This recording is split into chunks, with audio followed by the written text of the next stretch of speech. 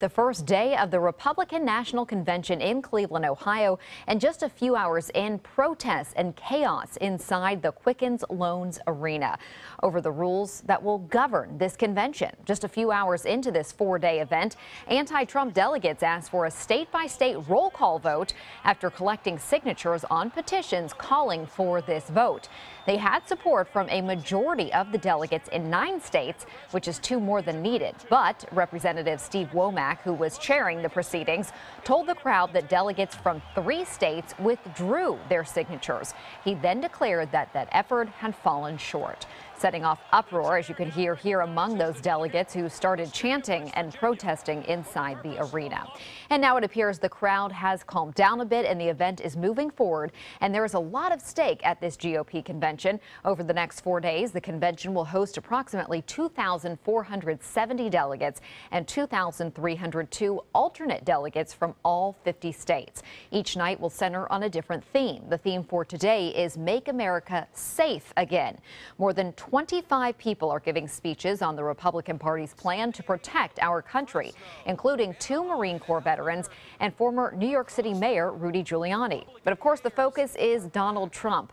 Paul Manafort, Trump's campaign manager, says the goal of the convention is to reintroduce the presumptive nominee to the American public. Since Mr. Trump has been not active in the political arena prior to his becoming a candidate about a year ago, that the biography of the man, while is known from a topical standpoint, really is not very well known when you get into the components of his bio.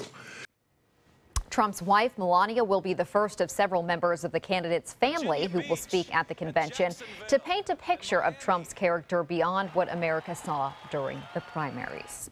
House Speaker Paul Ryan has been officially elected chairman of the RNC. The Wisconsin lawmaker was elected on a quick voice vote with no opposition. ABC 7's Alan Cohn is in Cleveland. He spoke with the ABC News political contributor and has more on what we can expect in primetime tonight. Donald Trump's convention is underway, and the day began with Florida delegates hearing from the Trump campaign about how it intends to build a ground game to win Florida. This is an unconventional convention. Not present are former Republican presidents and former Republican nominees for president, but there are a lot of Trumps here and a lot of reality TV stars. And ABC News' political director says the Trump campaign is well aware of everything taking place outside this convention hall. This is among the more chaotic settings that I've ever covered. Starting with inside, the program is coming together very late. It's an unconventional program, a lot of reality stars and a lot of Trumps as part of it. And then the condition outside. There's no question that world events, including the killings of police officers in Dallas and Baton Rouge, it has people on edge, it has people tense, and the real world is intruding right here inside the arena. And coming up at 6, we'll hear from Donald Trump's chief strategist in Florida. I'm Alan Cohn in Cleveland at the Republican National Convention for ABC 7, your Suncoast News. Thank you, Alan. Donald Trump will introduce his wife on stage. After Melania's speech, the couple will fly back to New York and will return to Cleveland on Thursday when Trump is scheduled to deliver his acceptance speech. Leading up to that speech, a colorful mix of political leaders and entertainers. All 4 of Trump's grown children will have primetime slots. There will also be some speeches from survivors of the 2012 attack on the U.S. consulate in Benghazi. An astronaut, sports stars, actors, and congressional leaders. A handful of senators and governors will get a turn, including Governor Rick Scott and Florida Attorney General Pam Bondi. One person not on the list, Suncoast Congressman Vern Buchanan. His representative says Buchanan is not attending to spend more time with his family.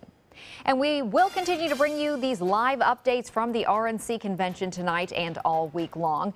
ABC 7's Ray Collins and Alan Cohn will be there through Thursday, so be sure to stay tuned to ABC 7 for the latest, as well as our website, mysuncoast.com, and our social media pages.